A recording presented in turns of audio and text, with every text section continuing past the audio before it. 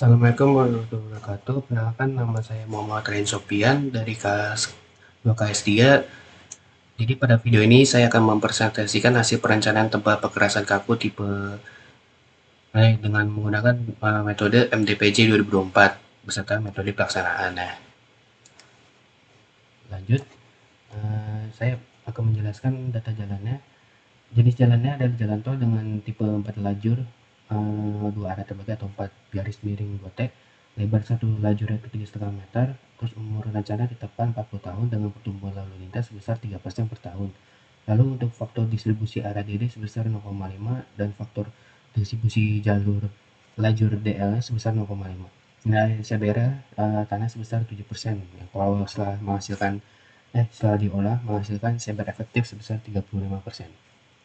Lanjut, langkah berikutnya adalah menghitung kumulatif ekuivalen single axle load atau CSA. Data LRE awal dikalikan faktor pengali 1,18 untuk menambahkan LRE desain. Hasilnya seperti di sini, LRE aksen. Lalu setiap golongan dikalikan dengan VDF kaku dan faktor R selama 40 tahun sebesar 0,754 dari perhitungan nilai diperoleh total CSA-nya segini untuk faktura dan normal segini, lalu untuk totalnya segini. Jadi sehingga JSKN atau jumlah sumbu kendaraan niaganya selama umur rencana adalah 5,56 kali 10 pangkat 6. Lalu berdasarkan nilai JSKN-nya tersebut yang masuk dalam rentang 5 kali 10 pangkat 6 sampai 10 kali 10 pangkat 6, maka tebal pondasi bawah minimum yang disyaratkan adalah BK 125. Dengan CBR efektif tanah sebesar 35%, lapas pondasi bawah menggunakan campuran beton kurus atau LMC dengan kuat tekan karakteristik antara 8 sampai 11 MPa pada umur 28 hari. Struktur perkerasan kaku JPCP yang direncanakan terdiri dari lapisan dan 3 lapisan plat beton setebal 150 mm di atas bagian atas. Yang kedua, lapis pondasi beton kurus tebal 100 mm di tengah. Yang ketiga, tanah dasar dengan CBR efektif 35% di bagian bawah. Untuk sambungan digunakan dowel dengan diameter ruji 24 mm, panjang 45 cm dan jarak antar ruji 30 cm. Lalu lanjut, di sini ada tabel hasil fatigue dan erosi di Excel.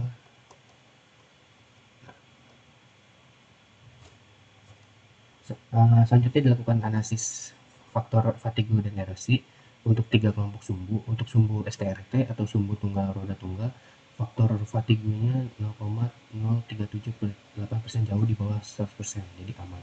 Untuk faktor erosinya 0,00770%, aman.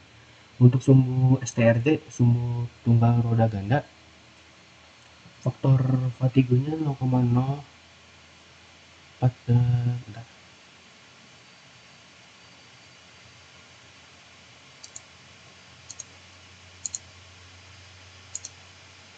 untuk faktor ketiganya 0,0915% aman, faktor erosinya 0,479% aman. Untuk sumbu STRT, sumbu tandem seluruh repetisi beban menunjukkan hasil unlimited, artinya tidak ada resiko fatigue maupun erosi. Kesimpulan, seluruh nilai fatigue dan erosi jauh di bawah 100%, sehingga struktur perkerasan dinyatakan aman dan memenuhi syarat. Lalu selanjutnya ada ini.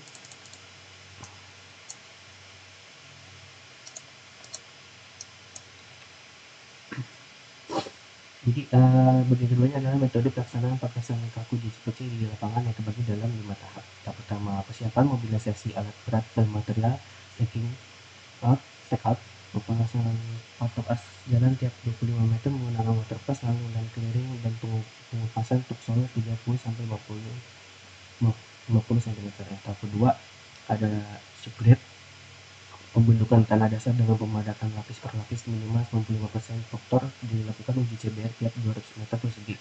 Bila CBR kurang dari 6%, dilakukan stabilisasi kapur. Tahap ketiganya ada lapis pondasi, hamparan agregat kelas B setebal 15 cm dipadatkan dengan fiber touring roller hingga 100% faktor. Dilanjutkan pengocoran mix konkrit tebal 10 cm sebagai lantai kerja. Terus Tahap 4 ada pengocoran plat JPCP, pemasangan steel foam dowel dan tie bar. Beton direncanakan 35 MPa dengan strength minimal 4,5 MPa. Pengocoran dilakukan menggunakan slip foam reverse secara kontinu. Tahap 5 ada curing dan QC. Semprotkan curing compound tutup geotextile basah selama minimal 7 hari. Uji ketebalan dengan core drill dan kerataan dengan strength H 3 meter.